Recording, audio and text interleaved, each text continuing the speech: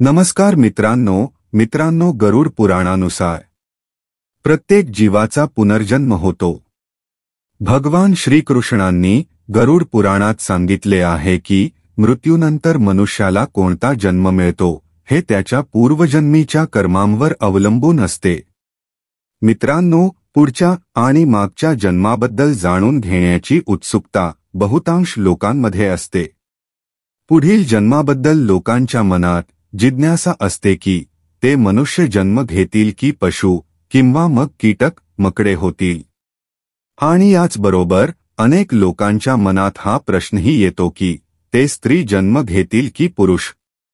हिंदू धर्मात असे उल्लेख आढळतात की जो कोणी जन्म घेतो त्याचा मृत्यू नक्कीच होतो। परंतु तुम्हाला माहीत आहे का की मनुष्य मरणानंतर कोणत्या योनीत जन्म घेतो? गरुड पुराण हिंदू धर्मातील महापुराणांपैकी एक आहे। यात जन्म, मृत्यू आणि मृत्यूनंतरच्या घटनांचे सविस्तर वर्णन आढळते। या पुराणात अशा अनेक गोष्टी सांगितल्या आहेत ज्या पाळल्यास मनुष्य आपले जीवन सुधारू शकतो। या महापुराणांमध्ये गरुड पुराण अतिशय महत्त्वाचे मानले जाते, जे सनातन धर्मात एखाद्या व्यक्तीच्या मृत्यूनंतर वाचले जाते। गरुड पुराणात भगवान विष्णू आणि गरुड देव यांच्यातील संवाद सांगितला आहे। तसेच यात व्यक्तीच्या चारित्र्याविषयीही माहिती दिली आहे। ईश्वराच्या दृष्टीने जे चांगले कर्म असते त्यास पुण्य म्हणतात आणि जे वाईट कर्म असते त्यास पाप म्हणतात। गरुड पुराण आणि कठोपनिषद यामध्ये हा उल्लेख आढळतो की मनुष्य पृथ्वीवर जी पापे करतो त्यांची वेगवेगळी शिक्षा त्याला क्रमाने मिळते। गरुड पुराणानुसार जो मनुष्य चांगली कर्मे करतो त्याला स्वर्गात स्थान मिळते, तर जो वाईट कर्म करतो त्याला नरकात जावे लागते। आज आम्ही तुम्हाला याच विषयाबद्दल सांगणार आहोत। मित्रांनो, चला तर आपण हे भगवान श्रीकृष्णांच्या एका महान कथेद्वारे जाणून घेऊया। मित्रांनो, एकेकाळी गरुड देव आकाश मार्गाने येत होते आणि त्यांनी भगवान श्रीकृष्णांना प्रणाम करून विचारले, हे प्रभू, माझ्या मनात एक शंका उत्पन्न झाली आहे। कृपया आपण माझ्या या शंकेचे निरसन करावे। मी या शंकेमुळे खूप अस्वस्थ आहे। त्यावर भगवान श्रीकृष्ण म्हणाले, हे गरुड देव, तुमच्या मनात जी काही शंका असेल ती निःसंकोचपणे विचारा। तुमच्या शंकेचे निरसन करणे माझे कर्तव्य आहे आणि मी नक्कीच तुमचे समाधान करीन। त्यावर गरुड देव म्हणाले, हे प्रभू, मला हे जाणून घ्यायचे आहे की मनुष्याला त्याच्या कर्मांनुसारच पुढील जन्म मिळतो का, आणि जर तसे असेल तर मनुष्याने कोणते कर्म करावे। यासोबतच माझा आणखी एक प्रश्न आहे की आपल्या पतीसोबत भोजन करणाऱ्या स्त्रियांना कोणते पाप लागते? पतीसोबत भोजन करणे योग्य आहे का? शास्त्र याविषयी काय सांगतात? तसेच कोणते असे पाप आहे ज्यामुळे स्त्री नरकगामी होते? कृपया माझ्या या शंकेचे निरसन करा। गरुड देवांचे हे प्रश्न ऐकून भगवान श्रीकृष्ण हसले आणि म्हणाले, हे गरुड देव, तुम्ही समस्त मानवजातीच्या कल्याणासाठी फार महत्त्वाचा प्रश्न विचारला आहेस। मी नक्कीच तुझे समाधान करीन, पण याचे उत्तर तुला देवी सुदेवा यांच्या कथेतून मिळेल। हे गरुड देव, आज मी तुम्हाला राणी सुदेवा यांची कथा सांगतो। या कथेत तुझ्या सर्व प्रश्नांची उत्तरे मिळतील, म्हणून ही कथा काळजीपूर्वक ऐक। जो मनुष्य ही कथा श्रद्धेने ऐकतो आणि तिचे प्रचार व प्रसार करतो तो सौभाग्यशाली होतो आणि त्याला कधीही नरकाची प्राप्ती होत नाही। हे ऐकून गरुड देव म्हणाले, हे प्रभू, मी ही कथा मन लावून पूर्ण ऐकेन। कृपया आपण मला ही कथा सांगावी। त्यावर भगवान श्रीकृष्ण कथा सांगू लागले आणि म्हणाले, हे गरुड देव, ऐका। प्राचीन काळची गोष्ट आहे। कौशल देशात महाराज इक्ष्वाकू राज्य करीत होते। ते धर्माचे पालन करणारे, गुणवान, चारित्र्यवान आणि अत्यंत कुशल सम्राट होते। त्यांचा विवाह काशी नरेश यांच्या कन्या सुदेवा यांच्याशी झाला होता। सुदेवा सत्याचे पालन करणारी, गुणवान, चारित्र्यवान आणि एक महान पतिव्रता स्त्री होती. महाराज इवाक पुण्यात्मा होते. त्यांनी अनेक यज्ञ तसेच अनेक पुण्याचे कार्य केले होते. त्यांनी देवालये बांधली आणि अनेक तलाव खणले, अनेक बागा उभारल्या. तसेच ते साधू संतांच्या रक्षणासाठी सदैव तत्पर असायचे. महाराज इवाक यांच्या नगराच्या जवळ एक दाट जंगल होते. त्या जंगलात एक डुक्कर आपल्या पत्नी आणि मुलांसह राहत होता. तो डुक्कर अतिशय विशालकाय आणि भयानक होता. त्यामुळे सर्व मनुष्य त्याच्या भयाने घाबरलेले असायचे.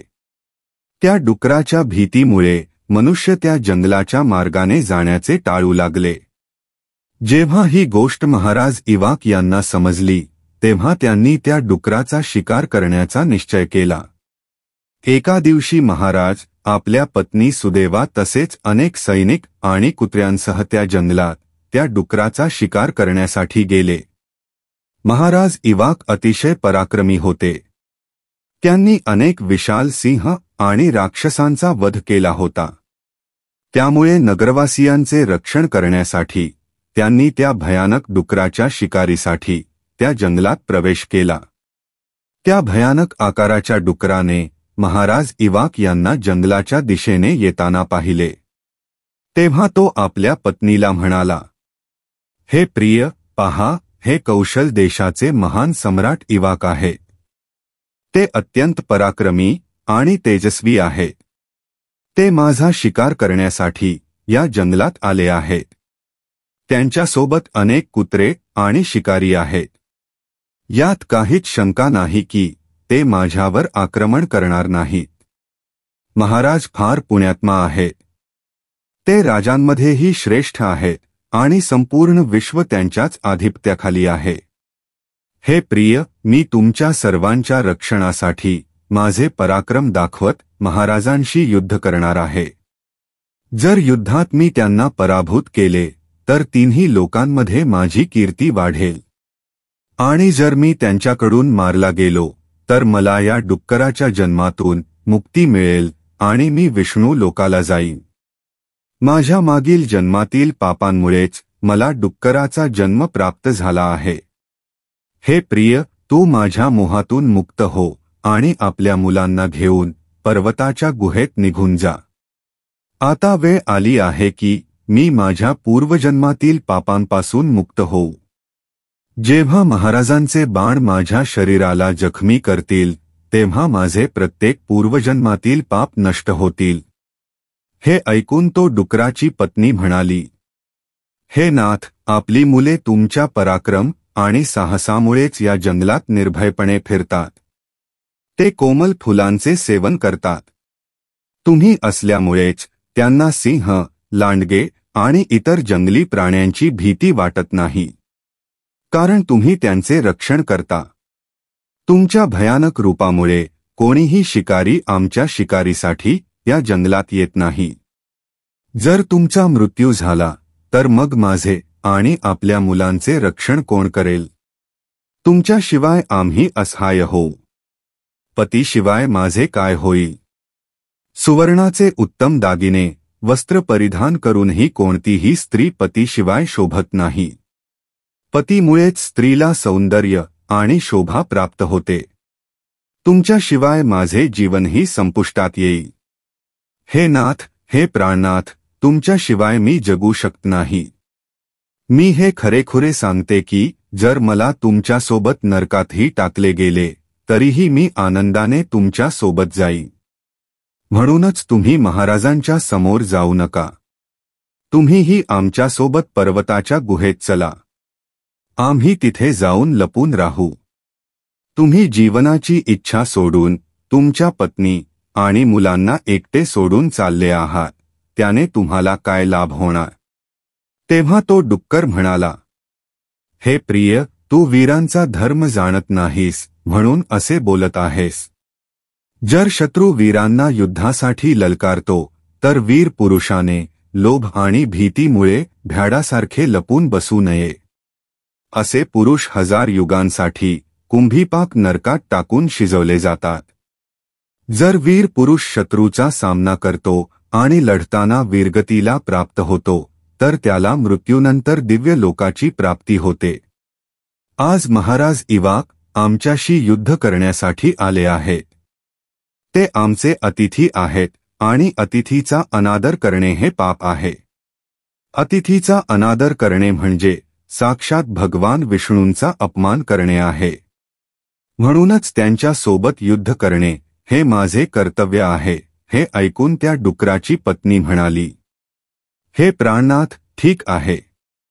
जर तुम्ही महाराजांशी युद्ध करणार असाल तर मीही तुमच्या सोबत राहून तुमचे पराक्रम पाहीन. इतके बोलून त्या डुकराच्या पत्नीने आपल्या मुलांना बोलावले आणि म्हणाली, बाळांनो, ऐका, आज युद्धभूमीत काही अतिथी आले आहेत. त्यांचा स्वागत करण्यासाठी आणि त्यांच्यासोबत युद्ध करण्यासाठी तुमचे वडील जात आहेत आणि त्यांच्यासोबत मीही जाणार आहे. म्हणून तुम्ही सर्वजण आपल्या भावंडांसह पर्वताच्या गुहेत जाऊन लपून बसा. महाराज इवाक फार बलवान आहे. या युद्धात ते आपला संहार करून टाकतील. म्हणूनच तुम्ही सर्व येथून निघून जा आणि आपले प्राण वाचवा. तेव्हा त्या डुकराची लहान मुले म्हणाली, आई, जे पुत्र आपल्या मातापित्याला संकटात सोडून पळून जातात ते महापापी ठरतात. त्यांना घोर नरकात टाकले जाते. जो निर्दयी पुत्र आपल्या आईचे दूध पिऊन तिला दुःखात टाकून पळून जातो, जो पुत्र आपल्या वडिलांना विपत्तीमध्ये पाहून त्यांना सोडून निघून जातो, तो किड्यांनी भरलेल्या दुर्गंधयुक्त नरकात पडतो. म्हणून हे आई, आम्ही तुम्हाला सोडून जाणार नाही. मग तो डुकर, त्याची पत्नी आणि त्याची मुले सर्व युद्धासाठी तयार होतात आणि रणभूमीकडे निघून जातात. सर्व लहान लहान डुकरे आपल्या आईवडिलांचे चारही बाजूंनी संरक्षण करू लागतात. तिकडे महाराज इवाक आपल्या सैन्यासह त्या ठिकाणी येतात आणि समोर उभ्या असलेल्या डुकरांकडे पाहून मोठमोठ्या शूरवीर योद्ध्यांना डुकरांच्या शिकारीसाठी पुढे पाठवतात. ते सर्व बलवान शूरवीर योद्धे हातात तलवारी आणि भाले घेऊन डुकरांवर आक्रमण करू लागतात. मग डुकर आणि राजाच्या सैनिकांमध्ये भयंकर युद्ध होते. सर्वजण एकमेकांवर भीषण प्रहार करू लागतात. डुकरे आपल्या दातांनी सैनिकांना मारू लागतात, तर सैनिक आपले भाले चालवून डुकरांना मारू लागतात. या युद्धात अनेक डुकरे मृत्युमुखी पडतात आणि असंख्य जखमी होतात. महाराजांचेही अनेक सैनिक मृत्युमुखी पडतात आणि काही गंभीर जखमी होतात. आता फक्त तो डुकर, त्याची पत्नी आणि त्याची 5-7 मुलेच उरली होती. आपली सर्व मुले मृत झालेली पाहून डुकराची पत्नी भयभीत होते आणि आपल्या नवऱ्याला म्हणते, हे नाथ, मला आणि या बालकांना घेऊन येथून निघून चला, नाहीतर आपला वंश नष्ट होईल. कृपया आपण सर्वजण आपले प्राण वाचवून येथेहून पळून जाऊया, नाहीतर महाराज आपल्याला ठार मारतील. तेव्हा तो डुकर म्हणतो, हे प्रिये, 2 सिंहांच्या मध्ये एक डुकर पाणी पिऊ शकतो, पण 2 डुकरांच्या मध्ये एक सिंह पाणी पिऊ शकत नाही. डुकरांच्या जातीत असा बल पाहायला मिळतो, म्हणूनच सर्वजण डुकरांपासून भयभीत होतात. जर मी या क्षणी मृत्यूच्या भीतीने पळून गेलो तर माझ्या डुकरांच्या जातीची प्रसिद्धी नष्ट होईल. म्हणून हे प्रिये, तू आमच्या मुलांना घेऊन येथून निघून जा आणि सुखाने जीवन जग. डुकराच्या या बोलण्यावर त्याची पत्नी म्हणाली, हे नाथ, मी तुमच्यावर अत्यंत प्रेम करते. तुम्ही माझा सन्मान केला, माझे रक्षण केले आणि माझ्या मनावर विजय मिळवला आहे. तुमच्यावरील माझा मोह कधीही सुटणार नाही.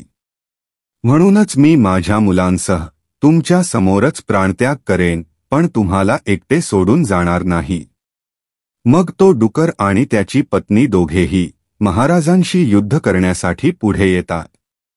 तो डुकर भयंकर गर्जना करत महाराजांना युद्धासाठी ललकारतो. तो समोर आलेल्या मोठमोठ्या वीर योद्ध्यांना आपल्या दातांनी तृणासमान उचलून फेकू लागतो. आपले सैनिक मरत असताना पाहून महाराज क्रोधित होतात आणि आपला धनुष्याचा ताण खेचून त्या डुकरावर प्रचंड वेगाने बाण सोडतात.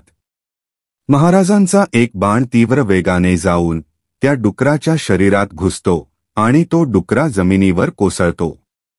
मग महाराज त्याच्यावर पुन्हा प्रहार करतात आणि त्या डुकराला ठार मारतात.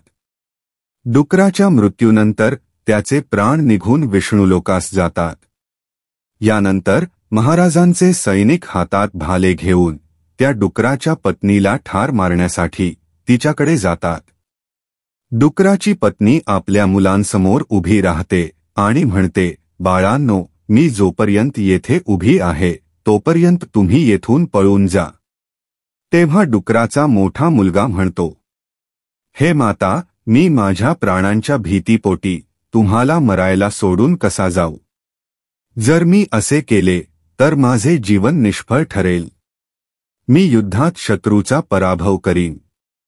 तुम्ही आपल्या मुलांना घेऊन येथेून निघून जा. तेव्हा तो डुकराची पत्नी म्हणाली, हे माझ्या पुत्रा, मी एवढे मोठे पाप करून तुला एकटे कसे सोडू? इतक्यात राजाचे सैनिक त्या डुकरांच्या जवळ येतात आणि त्यांच्यावर आक्रमण करतात. डुकराचा मोठा मुलगा भयंकर युद्ध करतो आणि अनेक सैनिकांना ठार मारतो.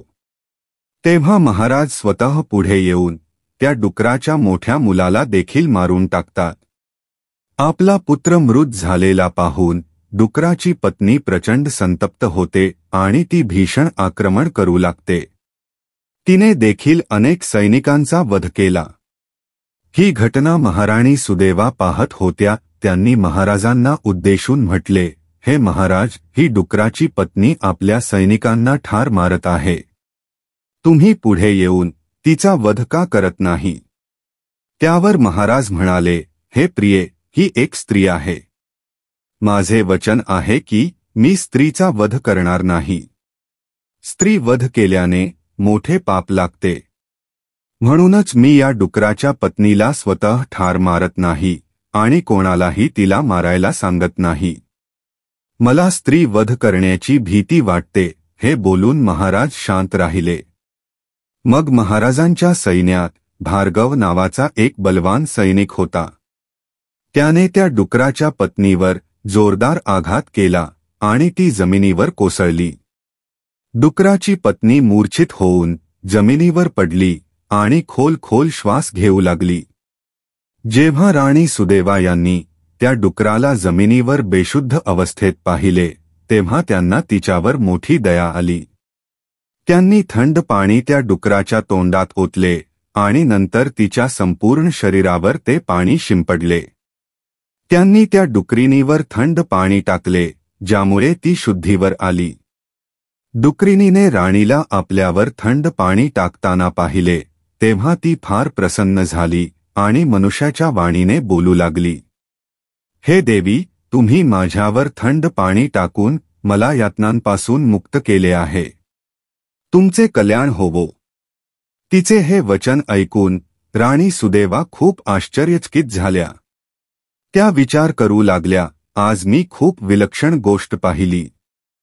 ही डुकरीण तर सुंदर आणि स्पष्ट संस्कृत भाषेत बोलत आहे. मग ही नक्की कोण आहे? एक प्राणी असूनही ती मनुष्याच्या वाणीने कशी बोलते? तिने नक्की काय पाप केले आहे ज्यामुळे तिला हे जीवन मिळाले? तेव्हा राणीने त्या डुकरीणीला विचारले, हे भद्रे, तू कोण आहेस? तुझे वागणे खूपच विचित्र वाटते.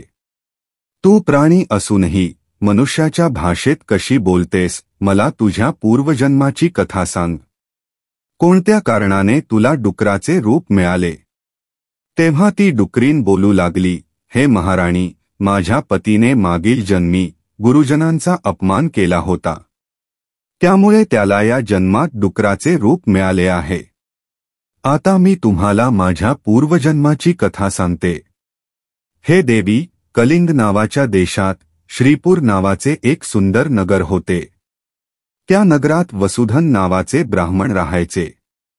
मी त्यांची कन्या होते आणि माझे नाव सुकन्या होते.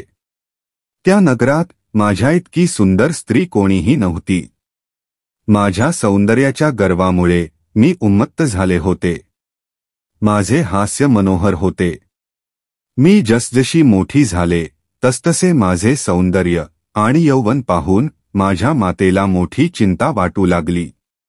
एके दिवशी तिने माझ्या पित्याला सांगितले, हे नाथ, आपली कन्या आता यौवनाने फुलली आहे. तिचे लग्न का करत नाही? तिला लवकरच एखाद्या सुयोग्य वरास देऊन टाका.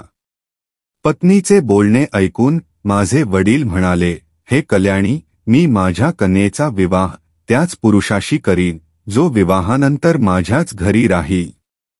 मला माझी कन्या फार प्रिय आहे आणि मला तिला माझ्या डोळ्यांपासून दूर जाऊ द्यायचे नाही.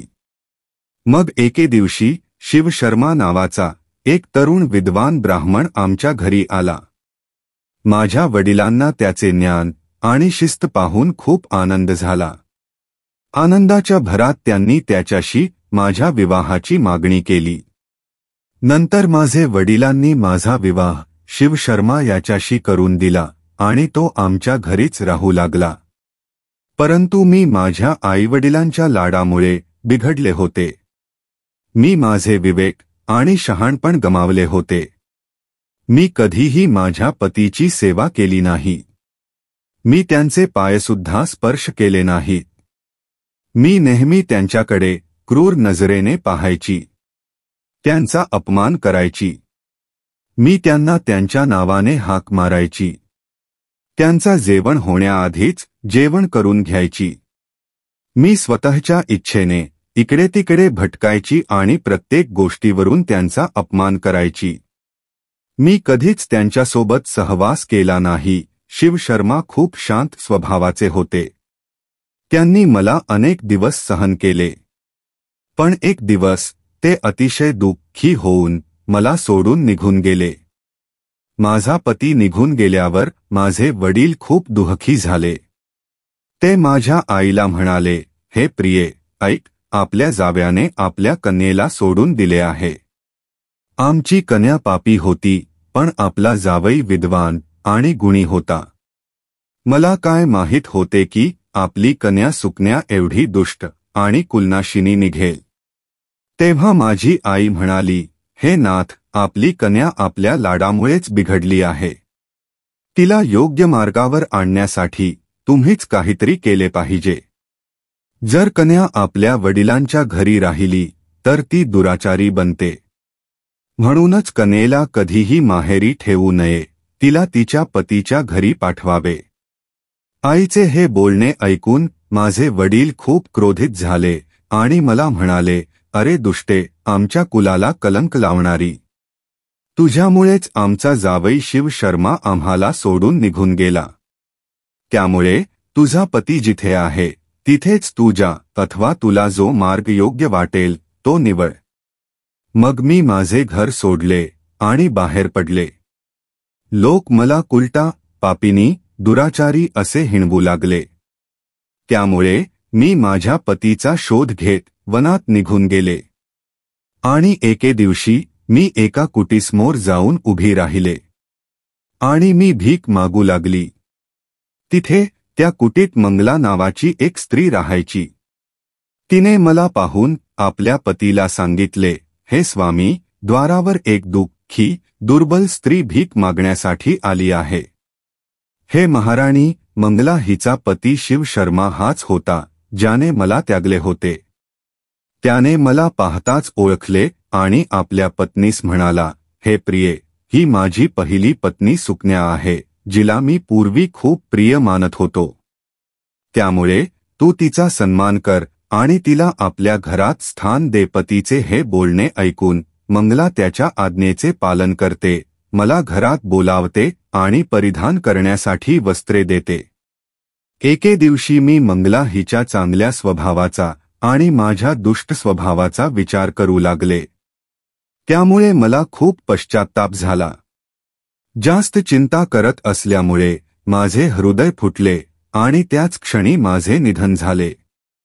मग यमाचे 2 दूत त्या ठिकाणी आले आणि मला उचलून यमलोकात घेऊन गेले. तिथे यमराजांनी माझे संपूर्ण कर्मपुस्तक पाहिले आणि आपल्या दूतांना सांगितले, हे दूतांनो, या पापी स्त्रीने आपल्या पतीचा खूप अपमान केला आहे. ती आपल्या पतीच्या आधीच भोजन करत होती, त्याला त्याच्या नावाने हाक मारत होती आणि त्याच्याकडून घरकाम करवून घेत होती. त्यामुळे या पापी स्त्रीला नरकात टाका. मग यमदूत मला नरकात घेऊन गेले आणि त्यांनी मला जळत्या निखाऱ्यांवर टाकले. लोखंडाचे जळते पुरुष बनवून मला त्यांच्याशी आलिंगन करायला लावले. तिथे नरकात मला अनेक वर्षे यातना भोगाव्या लागल्या. त्यानंतर नरकातील शिक्षा पूर्ण झाल्यावर यमराजांनी मला डुकराच्या जन्मात पाठवले. हे महाराणी, अशा प्रकारे मी तुम्हाला माझ्या पूर्वजन्माची कथा सांगितली आहे. आता कृपया मला या जन्मातून मुक्ती द्या. तुम्ही तुमच्या पतीची खूप सेवा केली आहे, त्यामुळे कृपा करून तुमच्या पुण्यातील थोडासा भाग मला द्या. मग राणी सुदेवा महाराजांकडे गेल्या आणि म्हणाल्या, हे स्वामी, आता मी काय करू? तुम्ही जी आज्ञा द्याल तीच मी पाळीन. महाराज उत्तर देतात, हे प्रिये, ही बिचारी खूप दिवसांपासून फार दुःख भोगत आहे. आता तू तुझ्या पुण्याने हिचे उद्धार कर. मग महाराजांची आज्ञा घेऊन राणी सुदेवा डुकरीनीला म्हणाली, हे देवी, मी माझ्या 1 वर्षाच्या पुण्याचा अंश तुला प्रदान करते. इतके म्हणताच त्या डुकरीनीने प्राण सोडले आणि तिच्या शरीरातून एक दिव्य स्त्री प्रकट झाली. मग तिने महाराणी व महाराजांना वंदन केले आणि विष्णुलोकाकडे जाऊ लागली. श्रीकृष्ण भगवान गरुडदेवांना सांगतात, हे गरुडदेव, आता तुम्हाला समजले असेल की मनुष्य जसे कर्म करतो तसेच त्याला फळ मिळते. हे गरुडदेव, गाढव, कुत्रा, मांजर, साप, माकड, सरडा, बकरा, लांडगा, गाय, कासव, किडेमुंगी, कोणतेही प्राणी, पक्षी, झाडे, स्त्री किंवा पुरुष यापैकी कोणत्याही योनीत जन्म होतो तो त्या जीवाच्या पूर्वजन्मीच्या पापांमुळेच होतो. कधी कधी एखाद्या बालकाचा जन्म दोषांसह होतो. काही बालके किन्नर म्हणून जन्म घेतात, काही जन्मतः अपंग असतात, तर काहींना डोळ्यांनी दिसत नाही. काही बालकांना जन्मतःच मलमूत्र त्याग करण्यासाठी योग्य अवयव नसतात. हे सर्व त्याच्या पूर्वजन्मीच्या कर्मांवर अवलंबून असते. जेव्हा एखादा जीव आईच्या गर्भात असतो तेव्हा त्याला आपले पूर्वजन्मातील सर्व काही आठवत असते. त्याला हे देखील माहीत असते की त्याने कोणते कर्म केले आणि तो त्या कर्मांमुळे किती दुःखी झाला. तेव्हा तो परमेश्वराला प्रार्थना करतो की या जन्मात मी चांगली कर्मे करीन आणि भगवंताचे स्मरण ठेवीन. पण जसेच तो शिशु जन्म घेतो आणि या पृथ्वीवर येतो तसेच परमेश्वर त्याच्या पूर्वजन्माच्या आठवणी नष्ट करतो. त्यामुळे तो पुन्हा मोहमायेत अडकतो आणि परमेश्वराला विसरून जातो. हे गरुडदेव, आता मी तुम्हाला सांगतो की कोणत्या पापांमुळे कोणता जन्म मिळतो. प्रथम, कासवाचा जन्म. जो मुलगा किंवा मुलगी आपल्या आईवडिलांना त्रास देतात किंवा आपल्या भावंडांना छळतात त्यांना पुढील जन्मात कासवाचे शरीर मिळते. कोणताही जन्म, पुरुषाचा असो वा स्त्रीचा, आत्म्याला त्या शरीराच्या अनुषंगाने आपले कर्म पार पाडावे लागते. शरीराच्या माध्यमातूनच आत्मा आपल्या जीवनाचे उद्दिष्ट पूर्ण करू शकतो किंवा व्यर्थ घालवू शकतो. चांगली कर्मे करूनच आत्मा मुक्तीच्या मार्गावर जाऊ शकतो आणि वाईट कर्मे करून मनुष्य आपल्या भविष्यातील स्थिती आणखी वाईट करू शकतो.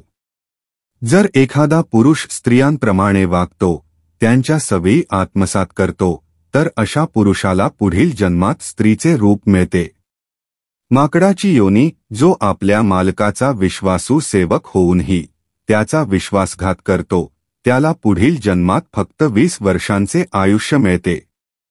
जो व्यक्ती लुटमार करतो, प्राण्यांना त्रास देतो आणि त्यांची शिकार करून आपले कुटुंब चालवतो त्याला पुढील जन्मात कसाईच्या हातून मृत्यू प्राप्त होतो. मृत्यूच्या वेळी जर कोणी भगवंताचे नाव घेतले तर ईश्वर त्याला मोक्षाचा मार्ग खुला करून देतात. गाढवाचा जन्म कोण भोगतो? आता येथे कर्मफळ सिद्धांत लागू होतो. जो व्यक्ती आपल्या खऱ्या मित्राचा अपमान करतो त्याला गाढवाच्या योनीत जन्म घ्यावा लागतो. कुत्र्याचा जन्म. जो धर्माचा अपमान करतो, पूजाअर्चा करत नाही, वेदपुराण यांसारख्या धार्मिक ग्रंथांचा तिरस्कार करतो, धर्माचा नेहमी विरोध करतो, ईश्वरावर श्रद्धा ठेवत नाही, अशा व्यक्तीचा पुढील जन्म कुत्र्याच्या रूपात होतो. किडेमुंग्यांची योनी. जो दुसऱ्यांची निंदा करतो आणि वाईट वर्तन करतो तो पुढील जन्मात किडेमुंग्यांच्या रूपात जन्म घेतो. ही अशी योनी आहे जिथे तुम्ही कितीही प्रतिभावान असलात किंवा कितीही कुशल असलात तरी तुम्हाला कधीच सन्मान मिळत नाही. जो व्यक्ती कोणत्याही वस्तूची चोरी करतो तो पुढील जन्मात पोपट होतो. जो सुगंधी वस्तूंची चोरी करतो तो पुढील जन्मात चकुंदराच्या रूपात जन्म घेतो. पण जर अपराध मोठा असेल तर त्याला अधिक कष्ट भोगावे लागतात. जे लोक दुसऱ्यांना मूर्ख बनवून फसवतात, त्यांचा फायदा घेतात किंवा आपले काम करून घेतात, त्यांना मृत्यूनंतर नरक मिळतो. त्याचबरोबर पुढील जन्मात ते घुबडाच्या रूपात जन्म घेतात. जो पुरुष परस्त्रीशी संबंध ठेवतो त्याला नरकात जावे लागते. तिथे त्याला अनेक यातना भोगाव्या लागतात. त्यानंतर तो विविध योन्यांमध्ये अनेक जन्म घेतो. प्रथम तो लांडग्याच्या रूपात जन्म घेतो, नंतर कुत्रा बनतो, त्यानंतर ससा, गिधाड, साप, कावळा, शेवटी बगळा बनतो. या सर्व योन्यांमध्ये जीवन जगल्यानंतर तो पुन्हा मनुष्य जन्म प्राप्त करतो.